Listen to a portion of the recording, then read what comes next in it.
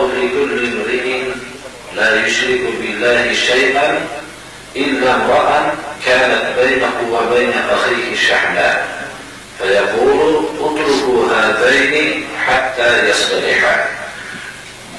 İmam Müslim şu cami sahihlerde getirdiğim hadis-i şeriflerden.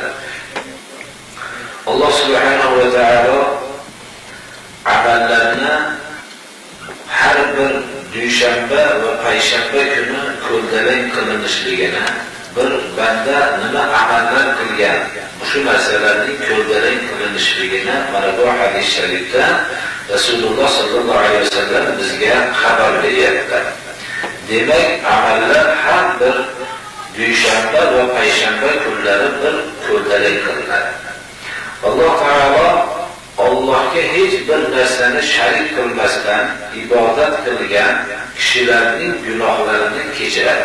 Hammasini keçirishligiga her bir ibadet qilayotgan ve Allah'a hiçbir nerseni şerik kılmayotgan kişinin günahlarını keçirishligini biror bir kishiga qaytmasdan fayagfirullohu likulli imri'in la yushriku billahi shay'an. Agar shirk maraziga giriftor bo'lmagan bo'lsa, Alloh taolo shuni kechiradi. Magar bir kishining gunohini kechirmaydiki, u bilan birodarning o'rtasida bir adovat bo'lgan bo'lsa, shu adovati bo'lgan odamlarga xitob qilib Alloh taolo malaikalarga xitob qilib bu ikkovini qo'yib qo'yinglar, o'rtalarini tuzatib qo'yguncha gunohlarni kechirmanglar deb xitob qilar ekan. Şu hadis şerifini bir o'zimizga olib ko'rsak, demak, dushanba va payshanba kuni amallar ko'tarak qilar ekan. Rasululloh sallallohu alayhi vasallam ko'p dushanba kunlarida, payshanba kunlarida nafl roza tutganlar. Nafl roza tutishlarini sababini so'raganda, shu roza dushanba kuni tug'ilganman degan. Ba'zi rivoyatlarda bo'lsa, shu dushanba kuni amallar ko'tarak qilinadi. Meni amallarim ko'tarak qilinayotgan vaqtda ro'zador bo'lishligimni orzu qilaman degan ekanlar. Yaxshi holatda bo'lishligimni orzu qilaman degan ekanlar. Misol bu o'zimizga bir olib ko'rishimiz kerakki, har bir kishi mabodo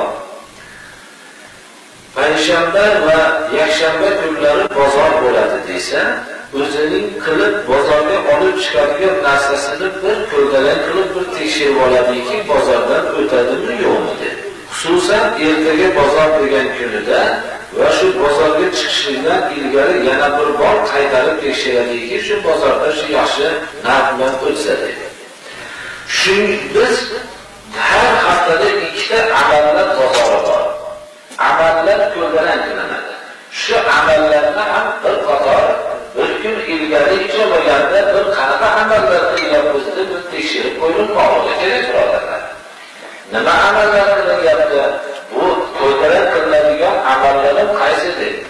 Ammo ba'zi odamlarchi birorta amal qilmaydiki, u kunlarda bir amalini ko'tarak qilinadigan amal ham bo'lmaydi. Shuning uchun biz mana bu joyda amallarning ko'tarak qilinadigan kunida undan tashqari o'rtada adovat bo'ladigan bo'lsa, shu adovatli bo'lgan kishilarni qo'yib qo'yinglar. Ularni to o'nglayguncha gunohlarni kechirilmaydi deb Alloh subhanahu va taolo Rasulini tili bilan mana bu xabarni bizga bergan.